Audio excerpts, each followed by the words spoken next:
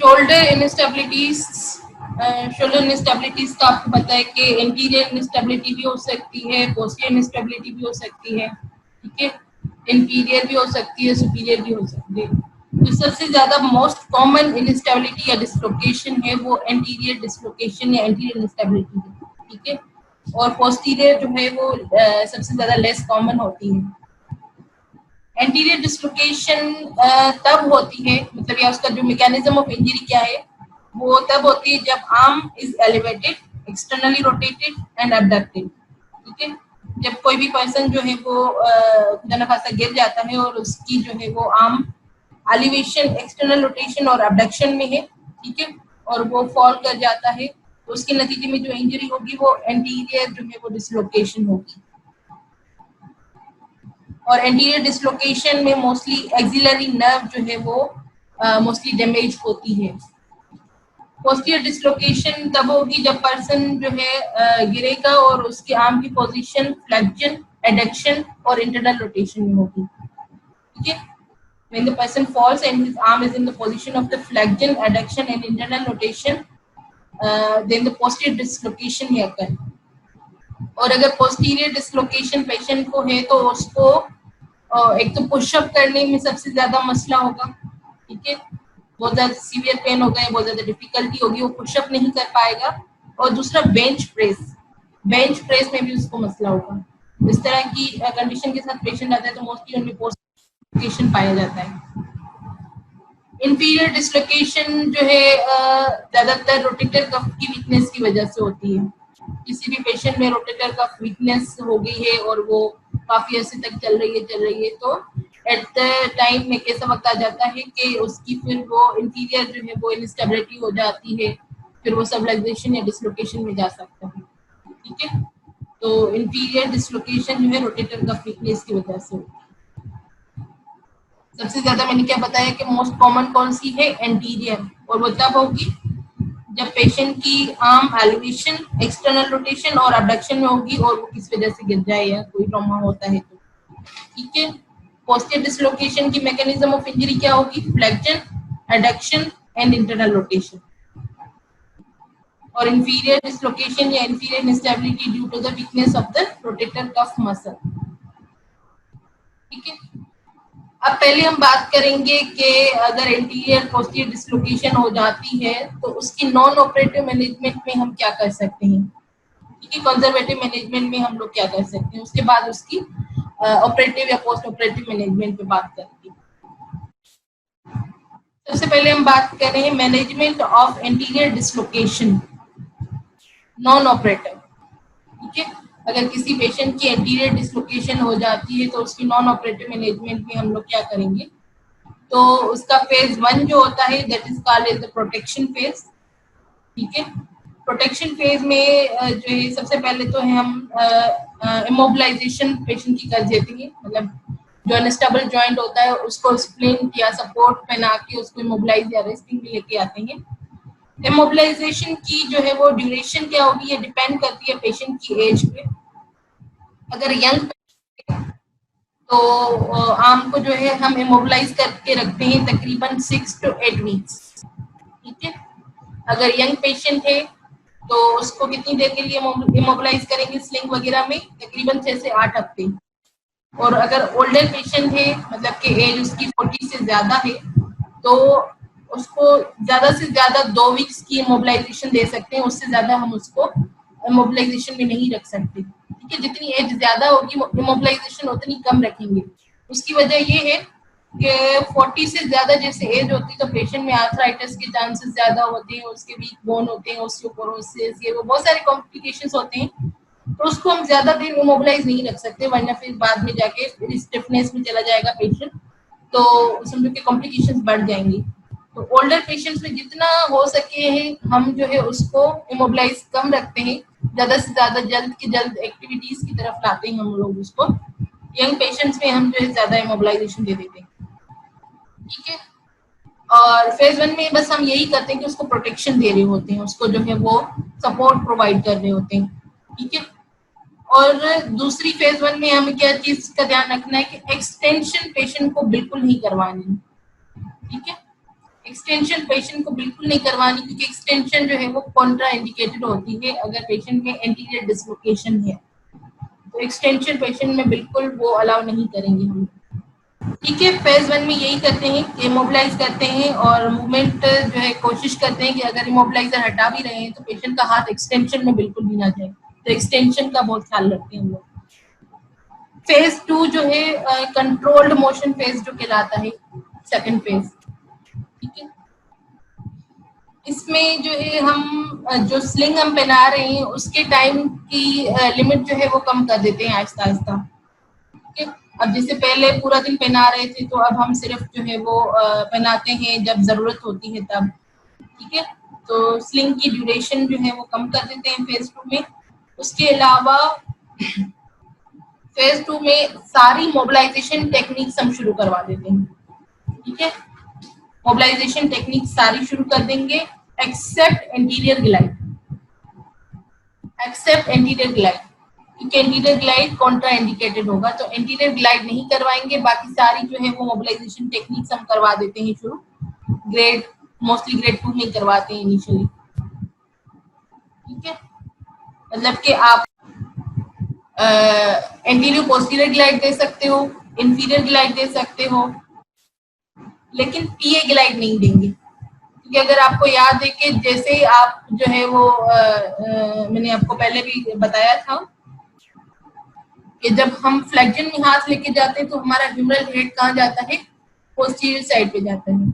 जब हम एक्सटेंशन में शोल्डर को लेके जाते हैं तो ह्यूमरल हेड एंटीरियर की साइड आता है। ठीक है, तो क्योंकि एंटीरियर इनस्टेबिलिटी है या एंटीरियर डिसलोकेशन है, ठीक है, इसीलिए हम एक्सटेंशन भी मना करें, क्योंकि अगर हम एक्सटेंशन करेंगे तो ह्यूमरल हेड और आगे आएगा और पहले से ही वहाँ पे एंटीरियर डिसलोकेशन है, हम उसको सपोर्ट करने की कोशिश कर रहे हैं, उसको स्टेबिलिटी प्रोवाइड करने की कोशिश कर रहे हैं। अगर हम एक्सटेंशन देते हैं तो ह्यूमरल हेड दोबारा आगे आ जाएगा, तो फिर वो डिसलोकेशन जो है वो रिकरेंट हो सकती है, दोबारा हो जाएगी। ठीक है, और अगर पीए पोस्टीरियर एंटीरियर ग्लाइड जिसमें हम ह्यूमरल हेड को एंटीरियर साइड पुश कर रहे होते हैं, ठीक है, इसमें भी हम एंटीरियर लोकेशन की जो हम लोगों ने सपोर्ट प्रोवाइड की है, तो उस पे मतलब समझो कि प्रॉब्लम आ जाएगा, दोबारा डिसलोकेशन हो सकती है। तो पीए ग्लाइड नहीं देंगे आप, ठीक है, और एक्सटेंशन नहीं करवाएंगे, ये दोनों चीजें कॉन्ट्रा इंडिकेटेड होती हैं। क्लियर है? ठीक है, उसके अलावा फेज 2 में क्योंकि एलिवेशन के लिए मैंने आप लोगों को बताया था कि एक्सटर्नल रोटेशन बहुत ज्यादा जरूरी होती है। ठीक है, याद है आपको मैंने बताया था कि 90 डिग्री के बाद एक्सटर्नली रोटेट करना जरूरी होता है, वरना जो है वो स्केपुलोह्यूमरल रिदम डिस्टर्ब होता है, इम्पीचमेंट के चांसेस बढ़ जाते हैं। ठीक है, तो एक्सटर्नल रोटेशन बहुत ज्यादा जरूरी है। तो एक्सटर्नल रोटेशन पे फेज 2 में हम एक्सटर्नल रोटेशन पे भी काम करते हैं ताकि एक्सटर्नल रोटेटर्स की रेंज को बढ़ाया जा सके। उसके लिए हम क्या करते हैं, उसके लिए मैं आप लोगों को एक चीज शेयर करती हूँ आप लोगों से। एक्सटर्नल रोटेशन को बढ़ाने के लिए जो है हम ये वाली टेक्निक यूज करते हैं। ठीक है, अगर जिसको नहीं दिख रहा तो वो आपके किजनर की फिगर नंबर 17.20 है। ठीक है, आप बुक में खोल के देख सकते हैं। इसके लिए हम क्या करते हैं, पेशेंट जो होता है वो सुपाइन पोजीशन में होता है। ठीक है, पेशेंट के आर्म को जो है अबडक्ट करेंगे अबाउट 55 डिग्री। ठीक है, अबडक्ट करवा के जो है देन उसको हॉरिजॉन्टल एडक्शन में लाते हैं 30 डिग्री। ठीक है, सबसे पहले क्या करोगे, जो है वो अबडक्शन में लेके जाओगे 55 डिग्री, देन हॉरिजॉन्टल एडक्शन में लेके आते हो 30 डिग्री, देन जो है आप उसको ह्यूमरस से होल्ड करके उसको पूरा एक्सटर्नली रोटेट करते हो। ठीक है, एल्बो एक्सटेंशन में एल्बो पे कोई मूवमेंट नहीं है, ह्यूमरस को पकड़ के उसने क्या किया है, हाथ से पूरा एक्सटर्नली रोटेट कर रहा है, मतलब आर्म को मोड़ रहा है, बाहर की तरफ मोड़ रहा है। ठीक है, एक्सटर्नली रोटेट करके देन जो है हम डिस्ट्रैक्शन अप्लाई करते हैं हॉरिजॉन्टल डायरेक्शन की तरफ। ठीक है, सबसे पहले क्या किया, 55 डिग्री जो है वो अबडक्ट किया, बाद 30 डिग्री एडक्ट किया, हॉरिजॉन्टल एडक्ट किया, ह्यूमरस को पकड़ के बाहर की तरफ मोड़ा, मतलब कि पूरा एक्सटर्नली रोटेट। ठीक है, देन डिस्ट्रैक्शन या ट्रैक्शन अप्लाई किया है हॉरिजॉन्टल डायरेक्शन में, ये जो आप एरो देख रहे हो ना, तो इसको बाहर की तरफ खींच रहा है, हॉरिजॉन्टल डायरेक्शन में डिस्ट्रैक्शन दे रहा है ग्रेड 3 में। ठीक है, ये वाली टेक्निक अगर आप यूज करते हैं तो इससे एक्सटर्नल रोटेशन इंक्रीज होती है। तो ये हम अप्लाई करेंगे पेशेंट्स पे फेज 2 में, अगर उनकी एंटीरियर डिस्लोकेशन है तो। ठीक है, इसी तरह से अगर पेशेंट की इंटरनल रोटेशन बढ़ानी होती है ना, वो इसमें तो हम टेक्निक नहीं यूज करें, एक जनरल सी बात कह रही हूँ कि अगर एक्सटर्नल रोटेशन बढ़ानी होती है तो ये वाली टेक्निक यूज करते हैं, और अगर इंटरनल रोटेशन बढ़ानी होती है तो सेम यही टेक्निक होती है। सिर्फ फर्क क्या होता है कि जिसे हम आर्म को बाहर की तरफ मोड़ रहे थे ना, मतलब एक्सटर्नली रोटेट कर रहे थे ह्यूमरस को, तो इंटरनल रोटेशन के लिए आर्म को अंदर की तरफ मोड़ते हैं, पूरा इंटरनली रोटेट करते हैं एंड देन डिस्ट्रैक्शन अप्लाई कर रहे होते हैं ग्रेड 3 में। बाकी सारी पोजीशन सेम रहती है। ठीक है, ये लिखा भी हुआ है, this is mobilization to increase external rotation when in anterior glide is contraindicated. ठीक है, क्योंकि हम जो है वो पीए या एंटीरियर ग्लाइड अप्लाई नहीं कर सकते, तो ज्यादातर एक्सटर्नल रोटेशन क्या होगा, एंटीरियर ग्लाइड होगा, ह्यूमरस जो है वो एंटीरियर की तरफ ग्लाइड होगा। तो हम एक्सटर्नल रोटेशन को वहां पे बिल्कुल रोक के तो नहीं रह सकते ना, वरना जो है एक्सटर्नल रोटेशन बिल्कुल वीक पड़ जाएगी, और एलिवेशन के लिए एक्सटर्नल रोटेशन हमें रिक्वायर्ड है। ठीक है, और हमारे पास ये मुसीबत है कि हम लोग उसको एंटीरियर ग्लाइड में भी नहीं लेके जा सकते। ठीक है, वरना नॉर्मली रोटेट करते हैं तो ह्यूमरल हेड एंटीरियर आता है, तो उस चीज को जो है वो इस तरह से मैनेज किया गया है कि इस पोजीशन में एक्सटर्नल रोटेटर्स पे भी काम हो रहा है और ह्यूमरस एंटीरियर ग्लाइडिंग में भी नहीं आ रहा, तो इसलिए हम ये वाली टेक्निक यूज करते हैं। ठीक है, और जब हम इंटरनल रोटेशन कर रहे होते हैं, ठीक है, इंटरनल रोटेशन में ह्यूमरस जो है वो, ह्यूमरल हेड जो है वो उसमें जो है वो पोस्टीरियर डिसलोकेशन में जो है, जब पोस्टीरियर डिसलोकेशन हो जाती है, आगे हम बात करेंगे, तो उसमें इंटरनल रोटेटर्स पे इसी तरह से काम किया जाता है। यही वाली टेक्निक यूज होती है, बस डिफरेंस ये होता है कि ह्यूमरल हेड को बाहर की बजाय, मतलब एक्सटर्नली रोटेट करने की बजाय इंटरनली रोटेट कर रहे होते हैं, देन डिस्ट्रिक्शन दे रहे होते हैं ताकि इंटरनल रोटेशन बढ़ाई जाए, जो कि जरूरत होती है हमें पोस्टीरियर डिसलोकेशन के पेशेंट में। ठीक है, तो फेज 2 में मैंने क्या क्या बातें की, एक बार दोबारा जो है वो आपको शुरू से समराइज कर देती हूँ। एक तो स्लिंग का टाइम जो है हम कम कर देते हैं, सारी मोबिलाइजेशन टेक्निक्स स्टार्ट करवा देते हैं एक्सेप्ट एंटीरियर ग्लाइड। ठीक है, एक्सटर्नल रोटेशन काम करते हैं, जिसके लिए हम ये वाली टेक्निक यूज करते हैं। ठीक है, इसके अलावा जो है वो पैसिव हॉरिजॉन्टल एडक्शन स्ट्रेच, उस पर ज्यादातर फोकस होता है हमारा। ठीक है, याद है एक ये वाली पिक्चर दिखाई थी मैंने आपको, पोस्टीरियर हॉरिजॉन्टल, ये वाली, दिस वन।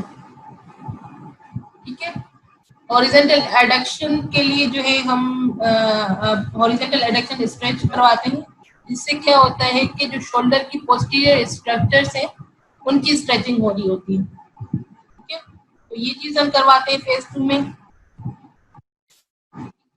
इसके अलावा both internal and external rotators की काम करते हैं। ठीक है, इंटरनल और एक्सटर्नल रोटेटर्स दोनों की स्ट्रेंथनिंग पे काम कर रहे होते हैं हम इस फेज में। सबसे पहले हम आइसोमेट्रिक रेजिस्टेड एक्सरसाइजेस करवाएंगे इनिशियली, कि आर्म एक साइड होगी और जो है वो एक्सटर्नल रोटेटर या इंटरनल रोटेशन में पेशेंट को हम रेजिस्टेंस दे रहे होते हैं और पेशेंट जो होता है वो उसके अपोजिट फोर्स लगा रहा होता है। ठीक है, तो आर्म एक साइड होगी, इंटरनल रोटेशन और एक्सटर्नल रोटेशन। आ रहा है समझ, या मुझे उसका डेमो देने की जरूरत है कि आर्म एक साइड में इंटरनल रोटेशन एक्सटर्नल रोटेशन कैसे होती है? जी, अच्छा, आर्म एक साइड में क्या होगा कि पेशेंट की आर्म जो होगी वो साइड में ही होगी, पेशेंट की आर्म साइड में ही होगी। हम इंटरनल और एक्सटर्नल रोटेटर्स की आइसोमेट्रिक जो है वो रेजिस्टेड एक्सरसाइजेस करवा रहे होते हैं, कि जैसे कि पेशेंट की आर्म जो है यूं इस तरह से साइड में है। ठीक है, एल्बो 90 डिग्री फ्लेक्स है, शोल्डर जो है एट साइड है। यहाँ से जैसे कि हम लोगों ने उसको रेजिस्टेंस दिया है और पेशेंट को बोलेंगे एक्सटर्नली रोटेट करें। ठीक है, तो यहाँ से हम रेजिस्टेंस दे रहे हैं, पेशेंट जो है वो बाहर की तरफ फोर्स लगा रहा है, हम जो है अंदर की तरफ फोर्स लगा रहे हैं। तो ये हम एक्सटर्नल रोटेटर्स की स्ट्रेंथनिंग करवा रहे हैं आइसोमेट्रिक। ठीक है, आर्म की लेंथ में भी कोई फर्क नहीं आ रहा है, लेकिन पेशेंट अपना जो है फोर्स लगा रहा है। इसी तरह से इंटरनल रोटेशन के लिए पेशेंट जो है हाथ अंदर की तरफ लेके जाएगा और हम जो है यहाँ पे जो है वो फोर्स दे रहे होते हैं। ठीक है, तो इस तरह से जो है आइसोमेट्रिक एक्सरसाइजेज आप करवा सकते हो पेशेंट की। जब पेशेंट को आप ये करवा स्टैटिक आइसोमेट्रिक, देन आप डायनामिक पे जाते हो। ठीक है, डायनामिक रोटेटर्स की स्ट्रेंथनिंग आप थेराबैंड के थ्रू करवा सकते हो। उसमें यही होगा कि आर्म एक साइड ही होगी। ठीक है, थेराबैंड को हम लोग साइड में कहीं पे बांध देते हैं और थेराबैंड को हाथ में पकड़ के इंटरनल रोटेटर्स की जैसे स्ट्रेंथनिंग करनी है तो उसको यूं अंदर की तरफ लेके आ रहे होते हैं थेराबैंड को पकड़ के। ठीक है, आर्म एक साइड ही है। ठीक है, पहले हम क्या कर रहे थे, स्टैटिक कर रहे थे, जो हम ये वाली कर रहे थे। ठीक है, जब पेशेंट पे हम कोई डायनामिक मतलब स्ट्रेंथनिंग नहीं करवा रहे थे, स्टैटिक करवा रहे थे। उसके बाद हम क्या करें, डायनामिक पे बढ़े। डायनामिक जो है थेराबैंड या किसी भी चीज के साथ जो है लोगों ने डायनामिक स्ट्रेंथनिंग शुरू करवा दी। ठीक है, this is for the internal rotation. और अगर जो है एक्सटर्नल रोटेशन की करवानी होती तो थेराबैंड जो है वो आप अपोजिट आर्म की तरफ जो है वो बांधते हैं। ठीक है, अगर इंटरनल रोटेटर्स की स्ट्रेंथनिंग करवानी होती है तो थेराबैंड जो है आप इन्वॉल्व्ड साइड की तरफ जो है कहीं पे बांधते हो और उसको अंदर की तरफ खींच रहे होते हो। ठीक है, और अगर एक्सटर्नल रोटेटर्स की स्ट्रेंथनिंग करवानी है तो थेराबैंड आप जो है अनइन्वॉल्व्ड साइड की तरफ बांधते हो और फिर आप यहाँ से बाहर की तरफ खींचोगे। तो ये डायनामिक जो है स्ट्रेंथनिंग एक्सरसाइज हो गई आपकी एक्सटर्नल और इंटरनल रोटेटर्स की। ठीक है, उसके बाद जो है आप आर्म एट साइड करवाओगे। उसके बाद आप फ्लेक्जन में लेके जा सकते हो पेशेंट को कि 90 डिग्री फ्लेक्जन में लेके गए, एल्बो की फ्लेक्शन 90 डिग्री।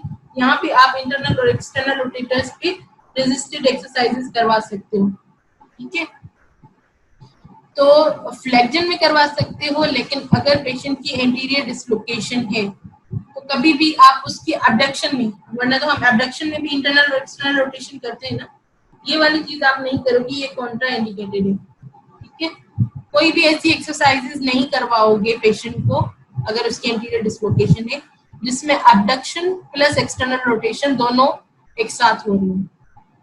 ठीक है, अबडक्शन और एक्सटर्नल रोटेशन दोनों एक साथ हो रही, तो ऐसी कोई भी मूवमेंट, कोई भी एक्सरसाइज पेशेंट को बिल्कुल नहीं करवाओगे, वो कॉन्ट्रा इंडिकेटेड होती है। ठीक है, इंटरनल एक्सटर्नल रोटेटर्स पे काम कर सकते हो, एक तो arm by side, static, dynamic, जो भी आप करवाओ। ठीक है, पहले स्टैटिक ही रखते हैं, उसके बाद डायनामिक पे बढ़ते हैं। उसके बाद फ्लेक्जन, 90 डिग्री फ्लेक्जन पे काम कर सकते हो, अबडक्शन पे काम नहीं कर सकते। ठीक है, तो ये चीज आप याद जहन पे रखिएगा। अच्छा, यहाँ तक क्लियर है। उसके बाद जो है फेज 3 जो होता है वो आपका रिटर्न टू फंक्शनल फेज होता है। Phase 3 is return to functional phase. उसमें आपका ज्यादातर फोकस होता है स्ट्रेंथनिंग और एंड्योरेंस पे, शोल्डर ज्वाइंट की भी, मतलब ग्लेनोह्यूमरल ज्वाइंट के मसल्स की भी और स्कैपुलोथोरैसिक मसल्स की भी। ठीक है, इन दोनों ज्वाइंट्स के मसल्स की स्ट्रेंथनिंग और एंड्योरेंस पे ज्यादातर फोकस होता है और आप उसी पे काम कर रहे होते हो।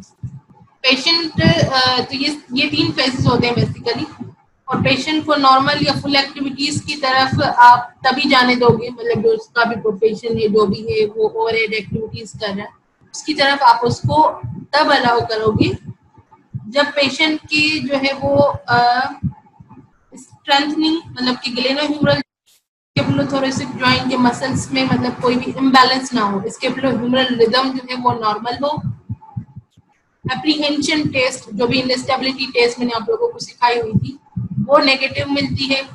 ठीक है, और जो है आपकी मसल कोऑर्डिनेशन अच्छी मिलती है, तभी आप पेशेंट को बोलोगे कि अब वो जो है वो नॉर्मल एक्टिविटीज की तरफ जा सकता है। फॉर एग्जांपल वो एथलीट है तो तभी आप उसको बोलोगे कि हाँ अब आप जाके खेल सकते हो, जब आपको ये सारी चीजें मिलेंगी। एक तो बैलेंस और कोऑर्डिनेशन मिले मसल ग्लेनोह्यूमरल और स्कैपुलोथोरैसिक के मसल्स में, स्कैपुलोह्यूमरल रिदम आपको नॉर्मल मिले, और एप्रीहेंशन टेस्ट जो है वो आपको नेगेटिव मिलेंगे। ये सारी चीजें जब मैनेजमेंट के बाद आप चेक करोगे ये आपको मिलती है, तभी आप एथलीट या जो भी पर्सन है उसको बोलते हो कि आप नॉर्मल एक्टिविटीज की तरफ जा सकते हो। ये हो गई एंटीरियर डिसलोकेशन या एंटीरियर इंस्टेबिलिटी की नॉन ऑपरेटिव मैनेजमेंट।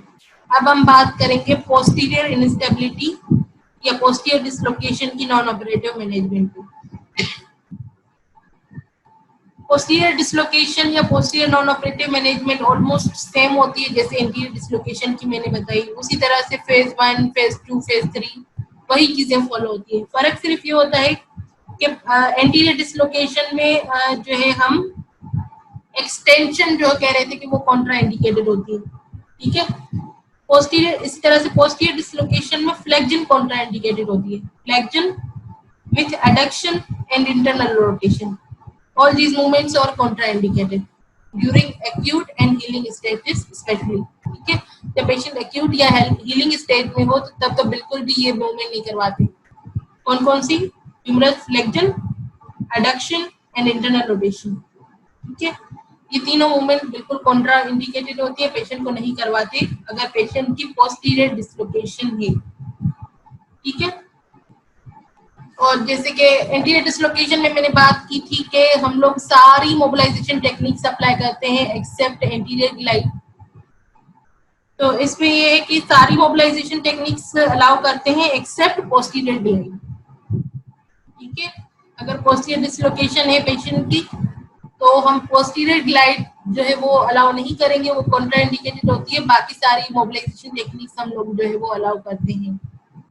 ये वाली जो पिक्चर मैंने आपको दिखाई थी कि एक्सटर्नल रोटेटर्स को किस तरह से जो है वो इंक्रीज बढ़ाई जाती है एक्सटर्नल रोटेशन। तो पोस्टीरियर डिसलोकेशन अगर हो जाती है तो इंटरनल रोटेशंस पे हम काम करते हैं, ठीक है। सेम टेक्निक होती है, बस इसमें जो है एक्सटर्नली रोटेट कर रहे हैं ह्यूमरस को, उसमें जो है वो इंटरनली रोटेट करते हैं, बाकी सारी टेक्निक सेम होती है, ठीक है। पेशेंट सुपाइन पोजीशन में होगा, अबडक्ट करेंगे 55 डिग्री, देन हॉरिजॉन्टली एडक्ट करेंगे 30 डिग्री, इंटरनली रोटेट करेंगे फुल रेंज में, ह्यूमरस को मोड़ेंगे मतलब कि अंदर की तरफ, and then horizontal distraction, horizontal जो है वो या हॉरिजॉन्टल डायरेक्शन में डिस्ट्रैक्शन अप्लाई कर रहे होते हैं ग्रेड 3 में, ठीक है। तो ये थी आपकी non operative management of the anterior and the posterior dislocation। अभी हम लोग बात करेंगे कि पोस्ट ऑपरेटिव मैनेजमेंट ऑफ इंस्टेबिलिटीज, ठीक है। किसी पेशेंट की अगर जो है वो कंजर्वेटिव मैनेजमेंट फेल हो गई, ठीक है, नॉन ऑपरेटिव मैनेजमेंट आप लोगों ने ये सारी चीजें जो आप लोगों को भी मैंने बताई कि आप लोगों ने अप्लाई कर ली हैं, लेकिन पेशेंट पे कोई फायदा नहीं हुआ, उसकी इंस्टेबिलिटी अभी भी है, डिसलोकेशन के मतलब डिसलोकेशन अभी भी डिसलोकेशन की तरफ जा रहा है, ये कोई इम्प्रूवमेंट नहीं हो रही, तो देन हम सर्जरीज की तरफ जो है वो जाते हैं। सर्जरी तो एक तो उन्हीं में जो मैंने कहा कि जिसकी जो है वो कंजर्वेटिव मैनेजमेंट या नॉन ऑपरेटिव मैनेजमेंट फेल हो जाए। दूसरा यंग पेशेंट्स में हम जो है वो सर्जरी की तरफ उनको लेके जाते हैं अगर उनका कोई ट्रॉमेटिक इंस्टेबिलिटी या डिसलोकेशन हुई है, तो यंग पेशेंट्स को भी हम मोस्टली लेके जाते हैं, क्योंकि यंग पेशेंट्स में क्या होता है कि उनकी जाहिर सी बात है वो डिमांड ऐसी कि उनको जल्द से जल्द प्रोफेशनल लाइफ की तरफ जाना है, और इसकी मैनेजमेंट तकरीबन अगर आप सपोर्ट दो ये वो दो तो मतलब 4 से 6 महीने तो कहीं नहीं है। तो ऐसे पेशेंट्स में जिनकी जो है वो हाई डिमांड होती है एक्टिविटी की, तो उनको जल्द से जल्द रिकवर करने के लिए हम जो है उनको सर्जरी की तरफ लेके जाते हैं। सर्जिकल प्रोसीजर्स जो इंस्टेबिलिटीज या डिसलोकेशन के लिए यूज होते हैं, ठीक है, वो है एक तो है बैंकार्ट रिपेयर, ठीक है। सर्जिकल प्रोसीजर्स बता रही हूँ जो कि यूज होते हैं फॉर द ऑपरेटिव जो है जो भी डिसेबिलिटी इंस्टेबिलिटी जो भी मैनेजमेंट है उसके लिए। एक तो बैंकार्ट रिपेयर, दूसरा कैप्सुलोरेफी जिसको कैप्सुलर शिफ्ट भी। Third is ETAC, electrothermally assisted capsulorrhaphy, ETAC, electrothermally assisted capsulorrhaphy, ठीक है। And fourth is the repair of SLAP lesion, ठीक है। तो ये 4 जो है मोस्ट कॉमन प्रोसीजर्स हैं जो कि यूज किए जाते हैं इंस्टेबिलिटी के लिए, ठीक है, Bankart repair, capsular electrothermally assisted capsular and repair of the SLAP region. ठीक है, बैंकार्ड रिपेयर जो है वो यूज किया जाता है जब बैंकार्ड लीजन हो। ठीक है, बैंकार्ड रिपेयर जो प्रोसीजर है तब यूज किया जाता है जब पेशेंट में बैंकार्ड लीजन हो। बैंकार्ड लीजन क्या होता है, जब आपके ह्यूमरस का जो है वो सुपीरियर कैप्सुलर लेब्रल होता है ना आपका, सुपीरियर और एंटीरियर, ठीक है, ज्वाइंट का जो कैप्सूल या लेब्रम होता है, अगर उसकी एंटीरियर साइड वो डिटेच्ड हो जाए, टियर हो जाए या वहां से हट जाए ज्वाइंट से, तो उसको बैंकार्ड लीजन कहते हैं। ठीक है, आ रहा है समझ?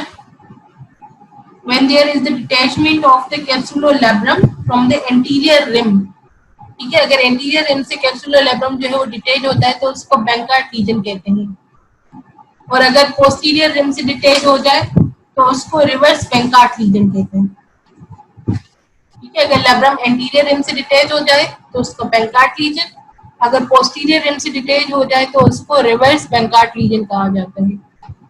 ठीक है, जब बैंकार्ड लीजन होता है तो उसके लिए हम जो है वो बैंकार्ड रिपेयर सर्जरी इस्तेमाल करते हैं। उसके लिए ओपन अप्रोच भी यूज की जाती है, ऑर्थोस्कोपिक अप्रोच भी यूज की जाती है। ओपन अप्रोच वही कि आप लोगों ने जो है वो मतलब जो भी ऑर्थोपेडिक सर्जन है वो मसल को काटेगा, मतलब पूरा कट लगाएगा, ओपन अप्रोच के थ्रू जो है वहां उस साइट या लोकेशन पे पहुंचेगा।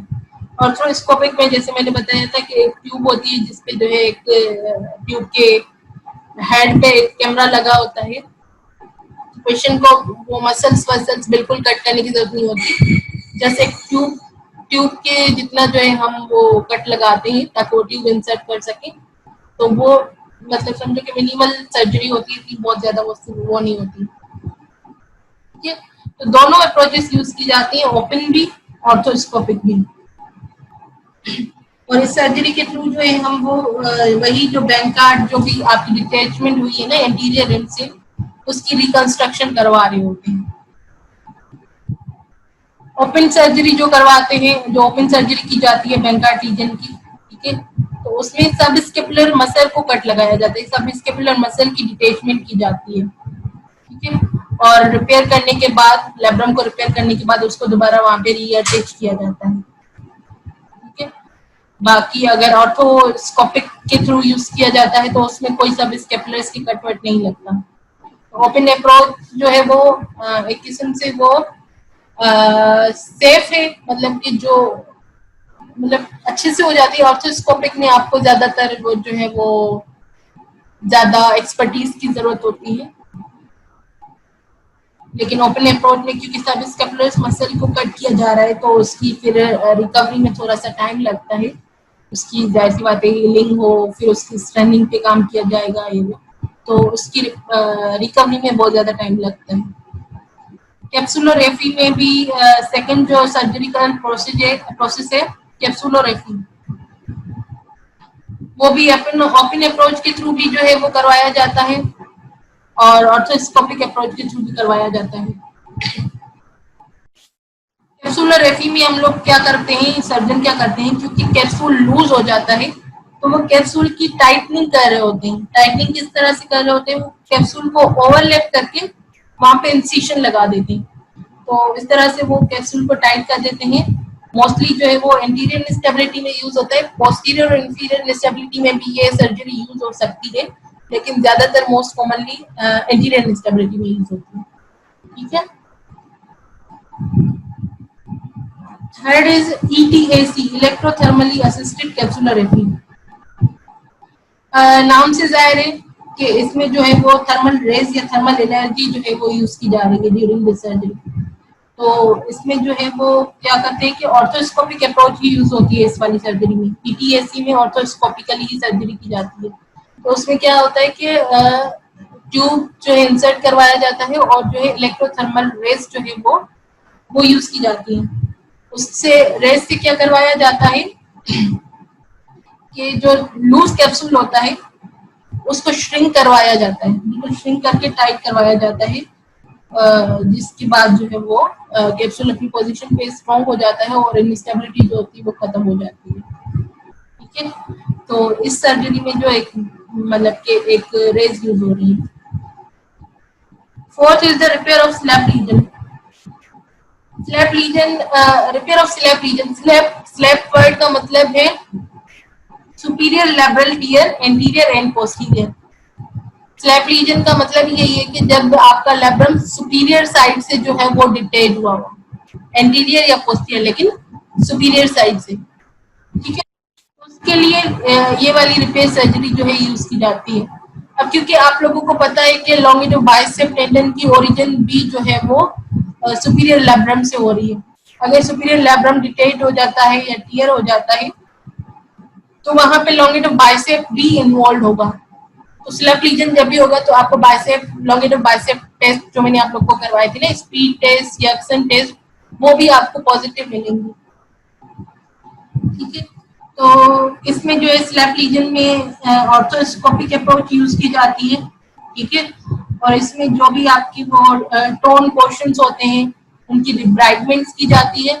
उसके बाद जो है फिर वापस उसके जो सुपीरियर लैब्रम जो टोन हुआ है उसको वापस रीअटैच किया जाता है, लॉन्गिट्यूड बाइसेप को भी वापस रीअटैच किया जाता है।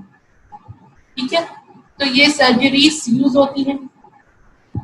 चलिए, सर्जरी तो सर्जन ने कर दी, अब पोस्ट ऑपरेटिव आपका क्या काम है वहां पे। ठीक है, सर्जरी तो ऐसी बात सर्जन करेगा। आप यहाँ पे अब आपका काम स्टार्ट होता है सर्जरी के बाद, पोस्ट ऑपरेटिव मैनेजमेंट। ठीक है, पोस्ट ऑपरेटिव मैनेजमेंट में सबसे पहले तो हम क्या करेंगे, पेशेंट की को इमोबिलाइज कर देंगे, स्लिंग पहना देंगे। अब स्लिंग की पोजीशन क्या होगी, ड्यूरेशन क्या होगी, ये डिपेंड करती है कि किस तरफ जो है इंस्टेबिलिटी किस डायरेक्शन में है, इंटीरियर साइड है, पोस्टीरियर है या इंटीरियर है, कहाँ है। अगर एंटीरियर या एंटीरियर इंफीरियर इंस्टेबिलिटी होती है, ठीक है, अगर एंटीरियर या एंटीरियर इंटीरियर इंस्टेबिलिटी होती है, देन जो हम स्लिंग जो पेशेंट को पहनाते हैं ये पोजीशन। ठीक है, अगर एंटीरियर या एंटीरियर इंफीरियर इंस्टेबिलिटी है तो स्लिंग इस पोजीशन में हम पेशेंट को बनाते हैं कि आर्म एट साइड है, एडक्ट है और इंटरनली रोटेटेड है विद एल्बो फ्लेक्स्ड, और फोर आर्म जो है वो एब्डोमेन पे है। तो इस पोजीशन में ये वाला स्लिंग हम पहनाते हैं पेशेंट को। ठीक है, अगर पेशेंट का जो प्रोसीजर जो भी सर्जरी हुई है वो पोस्टीरियर डिसलोकेशन या पोस्टीरियर इनस्टेबिलिटी को मेंटेन करने के लिए हुई है, ठीक है, उसको सही करने के लिए हुई है, तो फिर हम ये वाला जो है वो स्लिंग पहनाते हैं। सबको नजर आ रहा है? हैंडशेक स्लिंग कहलाता है ये। ठीक है, हैंडशेक पोजीशन में है तो ये हैंडशेक स्लिंग कहलाता है। तो ये वाला स्लिंग हम सजेस्ट करते हैं कौन से पेशेंट को, जिनकी पोस्टीरियर इंफीरियर इंस्टेबिलिटी के लिए प्रोसीजर किया गया है या सर्जरी की गई है, तो उसको जो है ये वाला स्लिंग सजेस्ट करते हैं। ठीक है, और अगर एंटीरियर जो है वो या एंटीरियर इंफीरियर इंस्टेबिलिटी पेशेंट को थी पहले और उसके लिए सर्जरी की गई है तो ये वाला स्लिंग हम सजेस्ट करते हैं। ठीक है, ड्यूरेशन की बात आती है कि कितनी ड्यूरेशन पहनाना है हमें पेशेंट को। ये डिपेंड करता है कि कौन सा प्रोसीजर किया गया है, सर्जन ने कौन सा प्रोसीजर किया है, पेशेंट की एज क्या है और इनस्टेबिलिटी किस डायरेक्शन में, तो उस पर डिपेंड करती है कि हम स्लिंग कितनी ड्यूरेशन के लिए पेशेंट को सजेस्ट करेंगे। ठीक है, पेशेंट ओल्डर है, बड़ी एज के हैं, तो उसमें इमोबिलाइजर कम, मतलब थोड़े से टाइम के लिए हम कोशिश करते हैं कि जितना जल्दी हो सके इमोबिलाइजर को हटा दें, तो मिनिमम टाइम के लिए हम बनाते हैं, कम टाइम के लिए हम बनाते हैं ताकि स्टिफनेस ना डेवलप।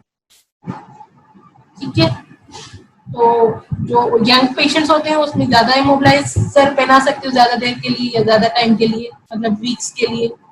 और अगर ओल्ड पेशेंट है तो कोशिश करते हैं जल्द से जल्द इसका इमोबिलाइजर हटा के इसको एक्टिविटीज की तरफ लें। ठीक है, दूसरा मैंने कहा था डिपेंड करता है किस पे, प्रोसीजर। अगर एंटीरियर स्टेबलाइजेशन प्रोसीजर हुआ है कि एंटीरियर स्टेबिलिटी को मेंटेन करने के लिए प्रोसीजर हुआ है, तो स्लिंग जो है सिर्फ एक या कुछ दिनों के लिए, 1 और few days के लिए बनाया जाता है। ठीक है, अगर एंटीरियर स्टेबिलिटी के लिए प्रोसीजर हुआ है, किसी भी पेशेंट की एंटीरियर डिसलोकेशन थी या एंटीरियर इंस्टेबिलिटी थी, और उसके लिए जो है हम लोगों ने सर्जिकल प्रोसीजर करवाया हुआ है एंटीरियर इंस्टेबिलिटी या एंटीरियर डिसलोकेशन को मेंटेन करने के लिए। तो उसके लिए जो स्लिंग पहनाते हैं सिर्फ एक या कुछ दिन पहनाते हैं मोस्टली, बस कुछ दिनों के लिए, इससे ज्यादा नहीं। अगर पोस्टीरियर या इंफीरियर डिसलोकेशन है तो उसमें जो है वो, क्योंकि उसमें रिकरेंस ऑफ डिसलोकेशन के चांसेस बहुत ज्यादा होते हैं, तो इसलिए उसमें जो है वो स्लिंग बहुत ज्यादा टाइम के लिए बनाया जाता है as compare to anterior dislocation procedure. तो पोस्टीरियर प्रोसीजर के लिए मोस्टली मिनिमम जो है 1 to 3 वीक्स और मैक्सिमम 8 वीक्स तक पहनाया जाता है। ठीक है, कम से कम 1 से 3 हफ्ते और मैक्सिमम 8 वीक्स तक जो है वो स्लिंग पहना सकते हैं। ये वाला पोस्टीरियर में हम ये वाला स्लिंग पहना रहे थे, तो ये वाला कम से कम 1 से 3 हफ्ते, मैक्सिमम 8 हफ्ते। ठीक है, क्यों इतना टाइम? क्यों? क्योंकि पोस्टीरियर डिसलोकेशन या जो भी होती है, पेशेंट की इंस्टेबिलिटी होती है, तो उसमें रिकरेंस के चांसेस ज्यादा होते हैं। ठीक है, पोस्टीरियर डिसलोकेशन या पोस्टीरियर इंस्टेबिलिटी है तो लेस कॉमन, ठीक है, एंटीरियर इंस्टेबिलिटी से लेस कॉमन है, लेकिन इसमें रिकरेंस के चांसेस बहुत ज्यादा होते हैं। अगर मतलब कि इंस्टेबिलिटी सही हो भी गई तो बाद में दोबारा वो डिसलोकेट या अनस्टेबल हो सकता है, उसकी ज्यादा चांसेस होते हैं। तो इसके लिए हमें इसमें ज्यादा केयर करने की जरूरत होती है। ठीक है, अच्छा जी, एक्सरसाइजेस पे आ जाते हैं कि फेज 1 जो कि 6 वीक्स का होता है,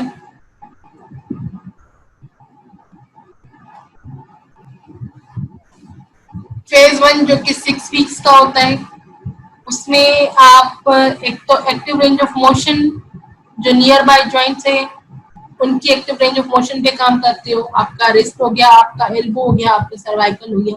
ठीक है, जो नियर बाय जॉइंट्स होती हैं उनकी एक्टिव रेंज ऑफ मोशन पे काम करते हो। स्कैपुलोथोरेसिक जॉइंट की एक्टिव रेंज ऑफ मोशन पे काम करते हो। पेंडुलम एक्सरसाइजेस करवाते हो। ठीक है, self assisted range of motion exercises plus band exercises करवाते हो ग्लेनोह्यूमरल जॉइंट की। ठीक है, वो सर्जरी के 2 से 6 हफ्ते बाद आप स्टार्ट कर देते हो। बैंड एक्सरसाइजेस क्या होती हैं, अभी हम एक्सरसाइजेस के पोर्शन पे आएंगे, देन दिखाती हूँ आपको कि बैंड एक्सरसाइजेस क्या होती हैं। ठीक है, तो आपकी जो भी नियर बाय ज्वाइंट्स है उनकी आप क्या करवा रहे हो, एक्टिव रेंज ऑफ मोशन करवा रहे हो। जो ग्लेनोह्यूमरल जॉइंट है उसकी क्या करवा रहे हो, self assisted range of motion exercises करवा रहे हो। उसके बाद जो है जब ये चीजें आप कर लोगे, पेशेंट का सेल्फ असिस्टेड एक्सरसाइज इजीली कर पा रहे, देन आप शोल्डर एलिवेशन स्टार्ट करवा दोगे सुपाइन लाइन में। ठीक है, इनिशियली सुपाइन लाइन में करवाते हैं, देन सिटिंग या स्टैंडिंग में। सेकंड फेज में जब आते हैं तब जाके उसको सिटिंग या स्टैंडिंग पोजीशन में लेकर आते हैं। इनिशियली फर्स्ट फेज में जो है वो सुपाइन पोजीशन में करवा रहे होते हैं। उसके अलावा आर्म को सपोर्ट देके, मतलब आप पैसिवली उसकी रोटेशन भी करवाते हो शोल्डर की सपोर्ट के साथ। ठीक है, तो इनिशियली 6 हफ्ते हम जो है मोस्टली इन्हीं चीजों पे काम कर रहे होते हैं। सबसे ज्यादा जो हम चीजों का ध्यान रखना है, एक तो इस चीज का ध्यान रखना है कि अगर एंटीरियर स्टेबलाइजेशन प्रोसेस हुआ है, ठीक है, अगर एंटीरियर स्टेबलाइजेशन प्रोसेस हुआ है तो हमें अवॉइड करनी है external rotation, extension and horizontal abduction. ठीक है, इनको मतलब कि न्यूट्रल रेंज में रखना है। न्यूट्रल से ज्यादा जो है वो आप नहीं लेके जा सकते, सिर्फ न्यूट्रल रेंज में रखना है इसको। External rotation, extension and horizontal abduction, इन तीनों चीजों को अवॉइड करना है।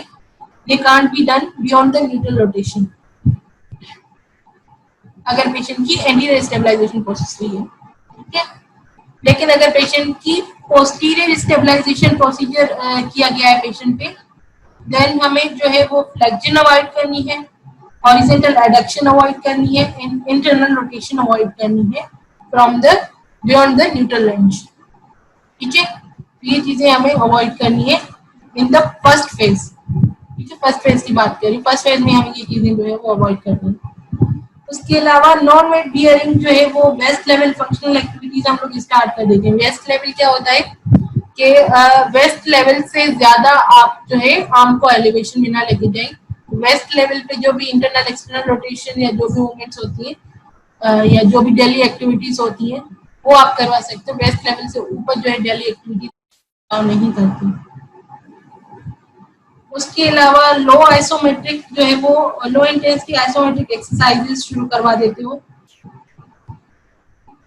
और सब स्केपुलर्स की क्योंकि डिटैचमेंट हो रही है अगर ओपन सर्जरी पेशेंट की हुई है, ठीक है। इन द केस अगर ओपन सर्जरी की गई है पेनकार्ड रीजन में और पेशेंट के सब स्केपुलर्स को डिटैच किया गया है, तो इनिशियली रोटेटर का जो इंटरनल रोटेटर्स होते हैं जो सब स्केपुलर मसल है, उस पर कोई भी रेजिस्टेड एक्सरसाइजेस आप अलाउ नहीं करते इनिशियली, ठीक है। अगर सब स्केपुलर डिटेच किया गया है ड्यूरिंग सर्जरी तो इंटरनल रोटेटर्स के रेजिस्टेड एक्सरसाइज बिल्कुल नहीं करवाते। बाकी दूसरे मसल्स की आप आइसोमेट्रिक एक्सरसाइजेस लो इंटेंसिटी में करवा सकते हैं, ठीक है। अब स्केपुलर्स की बिल्कुल नहीं करवाते, लेकिन सिर्फ किस केस में, उसी केस में जहाँ पे सब स्केपुलर्स को डिटैच किया गया है, ओपन सर्जरी की गई है, अगर आर्थोस्कोपी की गई है तो फिर आप करवा सकते हो, कोई इशू नहीं है, ठीक है। और अगर स्लैब रीजन सर्जरी हुई है, ठीक है, सुपीरियर जो है आपका लैब्रम एंटीरियर पोस्टीरियर जो मैंने सर्जरी की बात की थी, अगर स्लैब रीजन तो क्योंकि मैंने कहा था कि वहां पे लॉन्ग बाइसेप अटैच होता है तो वो भी इफेक्ट होता है, तो अगर स्लैब रीजन सर्जरी हुई है तो उसमें आप एल्बो फ्लेक्शन और रेजिस्टेड एल्बो एलिवेशन ये चीजों से अवॉइड करते हो, क्योंकि इससे क्या होता है कि लॉन्ग बाइसेप दोबारा वहां से जो है वो डिटैच हो सकता है, ठीक है। एल्बो रेजिस्टेड एल्बो फ्लेक्शन और रेजिस्टेड शोल्डर एलिवेशन अवॉइड करते हैं, ठीक है। तो ये सारी चीजें करवाते हैं हम first phase of the post operative management में। सेकेंड फेज पे हम तभी बढ़ेंगे जब पेशेंट का इंसिशन अच्छे से हील हो गया है और उसको जो है पेन की कंप्लेन जो है उसकी मिनिमाइज हो गई है, पेन की कंप्लेन अब नहीं कर रहा, रेंज ऑफ मोशन इम्प्रूव्ड है और कोई एप्रीहेंशन साइन जो है वो या एप्रीहेंशन जो है वो साइन किसी भी एक्टिव मूवमेंट में आपको एप्रीहेंशन साइन नहीं मिले, तभी आप सेकेंड फेज की तरफ बढ़ते हो, ठीक है। सेकेंड फेज जो 6 वीक पे स्टार्ट होता है और मोस्टली 12 से 16 हफ्ते चलता है, इसमें ज्यादातर हमारा फोकस होता है कि पेशेंट को ज्यादा से ज्यादा जो है fully active range of motion की तरफ लाना है, उसकी स्ट्रेंथनिंग पे काम करना है और उसके एंड्योरेंस पे काम करना है, ठीक है। सेकेंड फेज ऑफ मोशन में जो सेकेंड फेज पे तो हमारा इन्हीं चीजों पे ज्यादातर फोकस होता है कि full active range of motion हमें चाहिए, इसकी स्ट्रेंथ फुल चाहिए, उसकी एंड्योरेंस फुल चाहिए, ठीक है। तो इन पे ज्यादातर फोकस होता है और सिर्फ ग्लेनो स्केपुलोथोरैसिक जॉइंट भी, ठीक है। उसके अलावा सेकंड फेज में हम हॉरिजॉन्टल एडक्शन स्ट्रेच उस पर ज्यादातर फोकस करते हैं ताकि हम पोस्टीरियर से उसकी स्ट्रेचिंग करवा सकें, तो हॉरिजॉन्टल एडक्शन स्ट्रेच करवाते हो आप लोग। और उसके अलावा सेकंड फेज में अपर आर्म आर्गोमेट्री भी करवाते हो। आर्गोमेट्री मैंने कहा था, जैसे बताया था ना कि जब जिम में नीचे मशीन पड़ी है जो कि हम चलाते हैं लाइक साइकिल, अपर आर्म से जो साइकिल चलाते हैं, ठीक है, तो वो आप पेशेंट को करवा सकती हो both forward and backward movement, ठीक है। पेशेंट को कहते हैं कि फॉरवर्ड मूवमेंट में भी चलाए और बैकवर्ड मूवमेंट भी चलाए, ठीक है। इससे क्या होता है पेशेंट का एंड्योरेंस जो है वो इंक्रीज होता है, ठीक है। फेज 3 जो कि रिटर्न टू फंक्शनल फेज है, स्टार्ट होता है 12 to 16 वीक्स के बाद और कंटिन्यू रह सकता है अबाउट 6 to 12 मंथ्स, ठीक है। 6 से 12 महीने जो है वो इसमें जो है फुल हम स्ट्रेचिंग्स पे काम करते हैं ताकि पूरी रेंज ऑफ मोशन हमें मिल सके और रेजिस्टेंस आहिस्ता आहिस्ता बढ़ाते हैं ताकि स्ट्रेंथनिंग पे ज्यादा काम हो, एंड्योरेंस पे ज्यादा काम हो। तो इसमें ज्यादातर बस वही रेजिस्टेंस मतलब रेजिस्टेंस बढ़ाया जाता है, प्रोग्रेसिव रेजिस्टेंस एक्सरसाइज की जाती है, स्ट्रेंथनिंग और एंड्योरेंस पे ज्यादातर काम हो रहा होता है, फ्लेक्सिबिलिटी पे ज्यादातर काम हो रहा होता है, स्ट्रेचिंग पे जो है हम अपना फोर्स बढ़ा देते हैं, तो ये सारी चीजें हम लोग करते हैं। अच्छा, प्रिकॉशंस पे बात करते हैं कि सर्जरी के बाद हमें सबसे ज्यादा क्या प्रिकॉशंस मेंटेन करनी है, क्या पेशेंट को गाइड करने हैं प्रिकॉशंस के अकॉर्डिंग। अगर तो बेंकार्ड रिपेयर हुआ है पेशेंट का, एंटीरियर स्टेबलाइजेशन प्रोसेस या बेंकार्ड सर्जरी हुई है, तो हमें पेशेंट को बोलना है कि they have to limit external rotation, horizontal abduction and extension, जैसे मैंने बात की, ड्यूरिंग द फर्स्ट 6 वीक्स।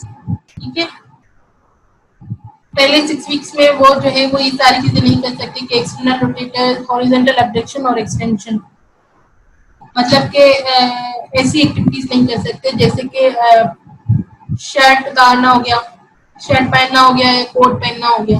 ठीक है, शर्ट पहनने के लिए अगर वो जो है वो उनको वही पोजीशन करनी पड़ेगी कि अबडक्शन में, एक्सटर्नल रोटेशन और एक्सटेंशन तीनों पोजीशंस होंगी। तो ऐसी मूवमेंट से हमें जो है वो पेशेंट को मना करना है। ठीक है, अगर ऑर्थोस्कोपिक स्टेबलाइजेशन प्रोसेस हुआ है तो पहले 2 वीक्स में हम पेशेंट को बोलते हैं कि एक्सटर्नल रोटेशन 5 to 10 डिग्री से ज्यादा नहीं होनी चाहिए। ठीक है, अगर आर्थोस्कोपिक सर्जरी का जो प्रोसीजर हुआ है ऑर्थोस्कोपिकली हुआ है तो पेशेंट को कहते हैं कि इनिशियल 2 वीक्स में एक्सटर्नल रोटेशन 5 से 10 डिग्री ज्यादा नहीं होना चाहिए। ठीक है, और अगर ओपन सर्जरी हुई है तो हम पेशेंट को कहते हैं कि एक्सटर्नल रोटेशन बिल्कुल भी नहीं करना है, नॉट इवन 5 to 10 डिग्री। ऑर्थोस्कोपिक होती है तो उसको कहते हैं कि एक्सटर्नल रोटेशन थोड़ी बहुत कर सकते हो, जस्ट 5 to 10 डिग्री। ठीक है, लेकिन अगर ओपन सर्जरी हुई है तो बिल्कुल भी जीरो। ठीक है, जीरो कहते हैं कि एक्सटर्नल रोटेशन बिल्कुल भी नहीं होनी चाहिए।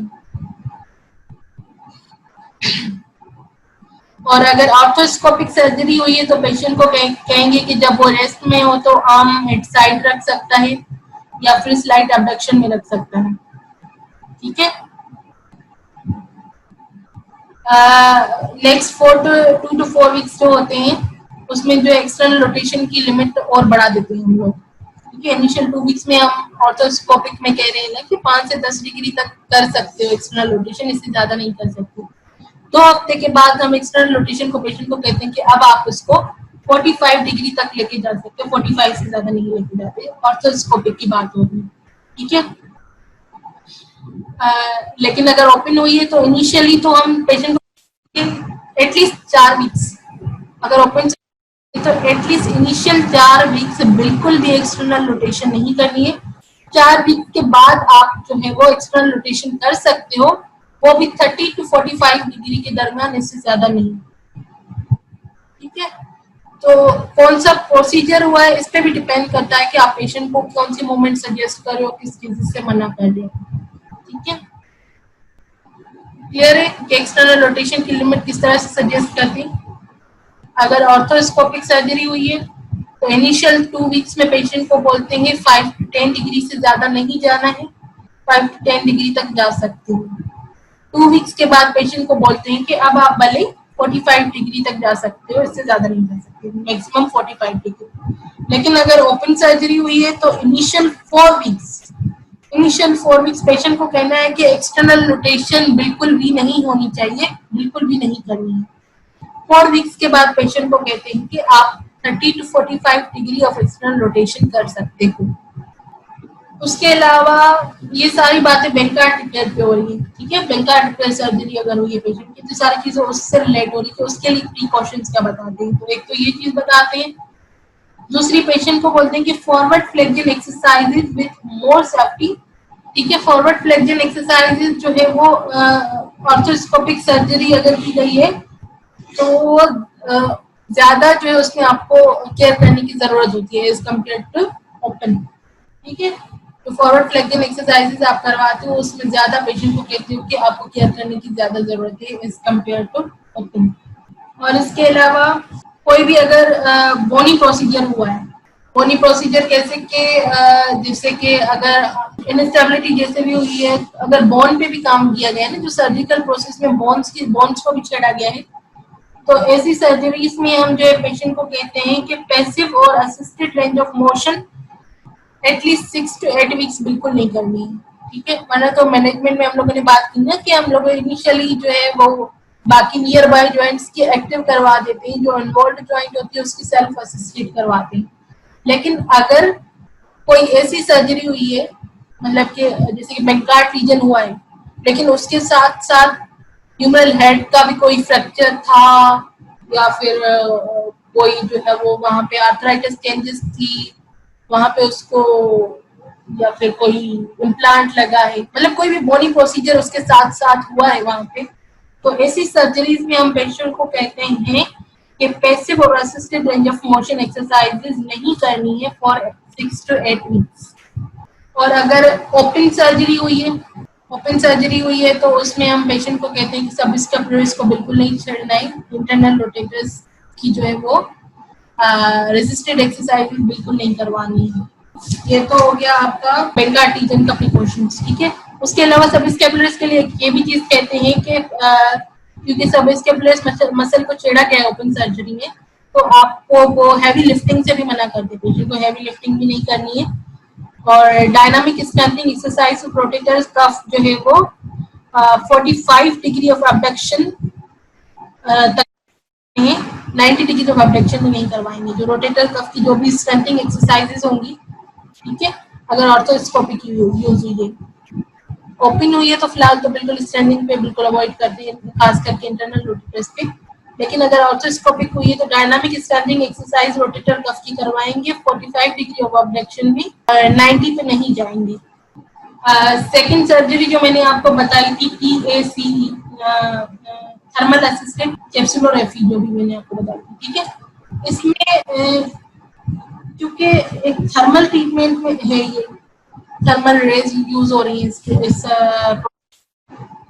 और कोलेजन फाइबर्स या जो भी आपके लिगामेंट्स होते हैं, समझो कि किस्म की थर्मल एनर्जी बढ़ेगी। तो इस सर्जरी में हमें ये ध्यान रखना है कि हमें स्ट्रेचिंग एक्सरसाइजेस नहीं करवानी है इनिशियली, बिल्कुल भी अवॉइड करनी है, क्योंकि पहले से ही वहां पे जो कोलेजन फाइबर्स हैं, जो लिगामेंट्स हैं, वो ओवर हीट हुए हैं, समझो कि वो बहुत ज्यादा फ्लेक्सिबल होते हैं।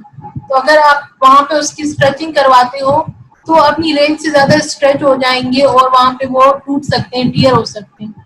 तो इसमें जो है पेशेंट को पता भी नहीं चलेगा, क्योंकि वो उसकी बहुत ज्यादा समझो कि हाइपर मोबिलिटी होती है वहां पे, क्योंकि थर्मल रेज वहां पे लगी हुई होती है, बड़ी पड़ती है, इसकी वजह से कोलेजन फाइबर्स बहुत ज्यादा स्ट्रेचफुल या इलास्टिक हो जाती है। तो पेशेंट को बिल्कुल पता नहीं चलता कि उसकी मतलब क्या लिमिट है, इवन थेरेपिस्ट को भी नहीं पता चलता, तो वो उसकी स्ट्रेच हो रही होती तो वो भी करवा देता है, लेकिन उसकी वजह से वहां पे टियर हो सकता है लिगामेंट्स का या मसल्स का। तो अगर थर्मल असिस्टेड कैप्सुलोरेफी सर्जरी हुई है तो वहां पे हमें इनिशियली स्ट्रेचिंग बिल्कुल अवॉइड करनी है, ठीक है। और दूसरी बात ये कि अगर थर्मल असिस्टेड कैप्सुलोरेफी सर्जरी हुई है तो पेशेंट की जो है वो स्लिंग में उसको कम्प्लीटली इमोबिलाइज करके रखना है हमें, कम से कम 2 हफ्ते, ठीक है। अगर थर्मल सर्जरी हुई है तो कम से कम 2 हफ्ते हमें उसको टोटली स्लिंग में इमोबिलाइज करके रखना है। नो मैटर यंग पेशेंट है, ओल्ड है, या कौन सा प्रोसीजर हुआ है, इंटीरियर पोस्टीरियर इंस्टेबिलिटी किसकी वजह से हुआ है। अगर थर्मल असिस्टेड कैप्सुलोरेफी सर्जरी हुई है तो पेशेंट को 2 वीक्स के लिए टोटली इमोबिलाइज करके रखेंगे, वहां पे कोई मूवमेंट नहीं करवाएंगे। जो भी आपकी रेंज ऑफ मोशन एक्सरसाइज है, जो भी चीजें हैं, इनिशियली 2 वीक्स कुछ भी नहीं करवाते, सिर्फ पेशेंट को स्लिंग पहना के कम्प्लीटली जो है वो रेस्ट करवाते हैं। No stretching, no range of motion, ठीक है। अच्छा जी, अगर पेशेंट में रिवर्स बेंकार्ड लीजन हुआ है, जिसकी मैंने बात की थी कि जिसमें आपका जो है वो कैप्सुलोरेब्रम जो है वो पोस्टीरियर साइड से डिटेच हो जाता है, तो उसके लिए हम लोग क्या करवाते हैं, उसके लिए रिवर्स बेंकार्ड रिपेयर सर्जरी करवाते हैं। रिवर्स बेंकार्ड रिपेयर जो कि पोस्टीरियर स्टेबलाइजेशन प्रोसेस के लिए यूज किया जाता है। इसमें हमें ये चीजों का ध्यान रखना है कि इनिशियली 6 वीक्स तो हमें कोई भी एक्सरसाइजेज नहीं करवानी है, कोई भी रेंज ऑफ मोशन एक्सरसाइज या कोई भी एक्सरसाइजेज हमें इनिशियल 6 वीक्स बिल्कुल भी नहीं करवानी है। 6 वीक्स के बाद भी जो हम एक्सरसाइजेस करवाते हैं उसकी भी एक पर्टिकुलर लिमिट होती है कि जहाँ तक हम जो है वो एक्सरसाइजेस को करवा सकते हैं। तो एलिवेशन को हम 6 वीक्स के बाद जो एलिवेशन हम करवाते हैं वो 90 डिग्री से ज्यादा नहीं करवाते। इंटरनल रोटेशन को जो है हमें वो न्यूट्रल पे रखते हैं, या फिर ज्यादा से ज्यादा 15 से 20 डिग्री लेके जा सकते हैं। और हॉरिजॉन्टल एडक्शन भी बिल्कुल नहीं करवाते, मतलब कि न्यूट्रल पे रखते हैं,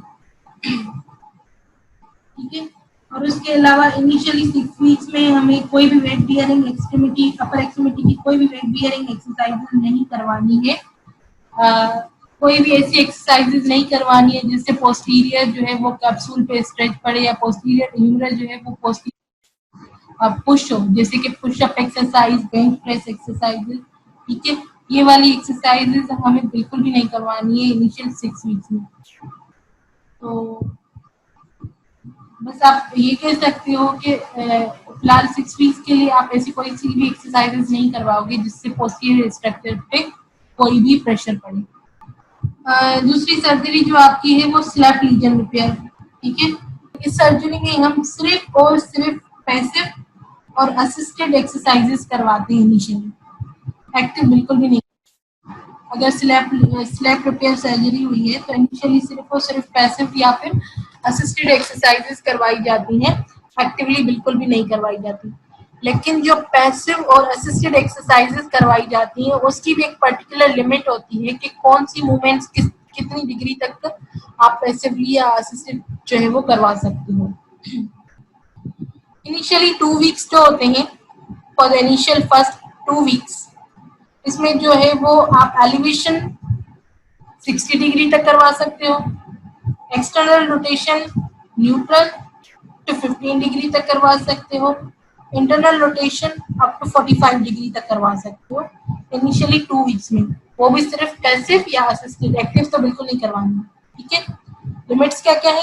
elevation up to 60 degree, external rotation neutral to 15 degree of movement, 15 degree, internal rotation up to 45 degree. ठीक है, इनिशियली 2 हफ्ते ये वाली इतनी लिमिट होती है हर मूवमेंट की। 2 हफ्ते के बाद 3rd या 4th वीक में जो है वो एलिवेशन को आप लेके जा सकते हो 90 डिग्री तक, एक्सटर्नल रोटेशन आप 30 डिग्री तक लेके जा सकते हो और इंटरनल रोटेशन आप 60 डिग्री तक लेके जा सकते हो। ठीक है, 3 to 4 वीक्स में आप एलिवेशन को 90 डिग्री, एक्सटर्नल रोटेशन 30 डिग्री और इंटरनल रोटेशन को 60 डिग्री तक लेके जा सकते हो। ठीक है, तो इस डिग्री में जो है आप मूवमेंट्स करवाते हो अगर स्लैप लीजन रिपेयर सर्जरी हुई है, सिर्फ पैसिव और असिस्टिव, ये याद रखिएगा, एक्टिव बिल्कुल अवॉइड करते हैं इनिशियली फॉर एटलीस्ट 4 वीक्स। ठीक है, इसके अलावा हमें बाइसेप स्ट्रेचिंग को अवॉइड करना है, कोई भी ऐसी पोजीशन नहीं करवानी है जिसमें बाइसेप मसल्स पे स्ट्रेच पड़ रहा हो। बाइसेप स्ट्रेच को हमें अवॉइड करना है, कोई भी ऐसी पोजीशन नहीं करनी है जिसपे बाइसेप पे स्ट्रेच पड़ रहा हो, जैसे कि एल्बो की एक्सटेंशन। ठीक है, एल्बो की एक्सटेंशन या शोल्डर की एक्सटेंशन या कोई भी ऐसी एक्टिविटीज जैसे पीछे से कोई चीज उठानी हो, रीचिंग बिहाइंड बैक पोजीशन। ठीक है, ऐसी पोजीशन जिसमें बाइसेप पे स्ट्रेच पड़ रहा हो, ऐसी पोजीशंस को हमें अवॉइड करना है ताकि बाइसेप पे स्ट्रेच ना पड़े। उसके अलावा बाइसेप की कॉन्ट्रैक्शन को भी इनिशियली अवॉइड करना होता है कि एल्बो की फ्लेक्जन या शोल्डर की फ्लेक्जन आप जो है वो ना करवाओ। रेजिस्टेड तो एटलीस्ट 12 वीक्स तक हम नहीं करवाते रेजिस्टेड। ठीक है, बाकी नॉर्मल कॉन्ट्रैक्शन हम अवॉइड करते हैं इनिशियली 6 वीक्स। ठीक है, 6 वीक्स तक शोल्डर फ्लेक्जन या एल्बो फ्लेक्जन बिल्कुल अवॉइड करते हैं। 6 वीक्स के बाद हल्की फुल्की एक्टिवली या असिस्टेड करवा सकते हो, रेजिस्टेड तो 12 वीक्स तक बिल्कुल नहीं करवाते। हमें कोशिश करनी होती है कि लॉन्गेट ऑफ बाइसेप पे बिल्कुल भी जो है वो प्रेशर ना पड़े, अदरवाइज जो सर्जिकल प्रोसेस किया गया है वो खराब हो सकता है, बाइसेप जो है वो दोबारा वहां से डिटेच हो जाता है। इसके अलावा हमें जो है वो अबडक्शन और एक्सटर्नल रोटेशन को भी अवॉइड करना है। ठीक है, अबडक्शन एक्सटर्नल रोटेशन से आपको पता है कि आपका कैप्सुलर पैटर्न पे फर्क पड़ता है, जिसकी वजह से आपका पूरा कैप्सूल पे प्रेशर आता है और वहाँ पे लॉन्गर बाइसेप की अटैचमेंट है तो वहाँ पे उससे भी फर्क पड़ता है। तो कोई भी एक्सरसाइज जिसमें अबडक्शन प्लस एक्सटर्नल रोटेशन हो वो अवॉइड करेंगे। तो ये कुछ प्रिकॉशंस थी डिफरेंट प्रोसेसेस में जो हमें ख्याल रखना होता है, पेशेंट्स को गाइड करनी होती है उनको क्या चीज़ करनी है और किस चीज़ों से जो है उनको अवॉइड करना है। एक्रोमियोक्लेविकुलर जॉइंट या स्टेनोक्लेविकुलर जॉइंट की अगर सर्जरी होती है, एक्रोमियोक्लेविकुलर जॉइंट एसी जॉइंट या स्टेनोक्लेविकुलर एसी जॉइंट की कोई भी सर्जरी हुई है तो उसमें पोस्ट आप क्या मैनेजमेंट करवाते हो। ठीक है, कोई भी सर्जरी हुई है तो इमोबिलाइजर्स आप 6 वीक्स तक टोटली जो है वो उसको इमोबिलाइज कर देते हो। 6 वीक्स तक कोई भी एक्सरसाइजेस कोई भी मूवमेंट अलाउ नहीं करती। इनिशियली टोटल जो है आप 6 वीक तक उसको जो है वो मोबिलाइज कर देते हो। बाकी आप जो आपके दूसरे ज्वाइंट है, जैसे कि आपका एल्बो हो गया, आपका रिस्ट ज्वाइंट हो गया, उसकी एक्सरसाइजेस आप करवाते हो, वो भी टेबल पे जो है वो हाथ रख के, ताकि एल्बो को सपोर्ट आ जाए। तो फिर आप रिस्ट की या एल्बो की करवाते हो, मतलब हवा में नहीं करवाते, टेबल पे सपोर्ट देके उसके बाद जो है रिस्ट और एल्बो की एक्सरसाइजेस करवाते हो इनिशियल। बाकी शोल्डर की या स्कैपुलोथोरेसिक जॉइंट की, वो तो 6 वीक्स तक इनिशियली बिल्कुल नहीं करवाते, बिल्कुल उसको रेस्ट में रखते हैं। ठीक है, 6 वीक्स के बाद जो है हमारा ज्यादातर फोकस होता है स्ट्रेंथनिंग एक्सरसाइजेस पे, कि सॉरी, आपका जो ग्लेनोह्यूमरल जॉइंट के मसल्स है, जो आपका स्कैपुलोथोरेसिक जॉइंट की जो मसल्स है, उन सब की स्ट्रेंथनिंग पे हद से ज्यादा फोकस होता है कि उनकी स्ट्रेंथनिंग पे काम करने, क्योंकि आपके एसी जॉइंट और एसी जॉइंट के कोई भी जो है डायनामिक स्टेबलाइजर नहीं है। ठीक है, इसीलिए जो है वो हम जो है वो इनडायरेक्टली स्टेबिलिटी प्रोवाइड कर रहे होते हैं ग्लेनोह्यूमरल और स्कैपुलर मसल्स के थ्रू उसको। इसलिए ज्यादातर हमारा फोकस होता है कि स्कैपुलर और ह्यूमरल जॉइंट के मसल्स की स्ट्रेंथनिंग करवाई जाए, ताकि वो इन जॉइंट को स्टेबिलिटी प्रोवाइड कर सके। ठीक है, तो ये भी हम स्टार्ट करते हैं स्ट्रेंथनिंग 6 वीक्स के बाद। 6 वीक्स तक कोई भी एक्सरसाइज नहीं करवाते। अच्छा, उसके बाद जो है वो 6 वीक्स के बाद स्ट्रेंथनिंग के अलावा ग्रेजुअल जो है वो स्ट्रेचिंग एक्सरसाइजेस भी आप शुरू कर देते हो। ज्यादातर बस स्ट्रेंथनिंग पे काम करते हैं और मोबिलाइजेशन होती है ज्यादातर इसमें, और कुछ नहीं होता है आपके एसी और एसी टाइम में। ठीक है, नेक्स्ट टॉपिक है आपका एक्सरसाइज इंटरवेंशन ऑफ शोल्डर गिर्डल। ठीक है, शोल्डर गिर्डल की क्या क्या एक्सरसाइजेस करवाते हैं, तो वो डिफरेंट एक्सरसाइजेस मैं आपको बताऊंगी।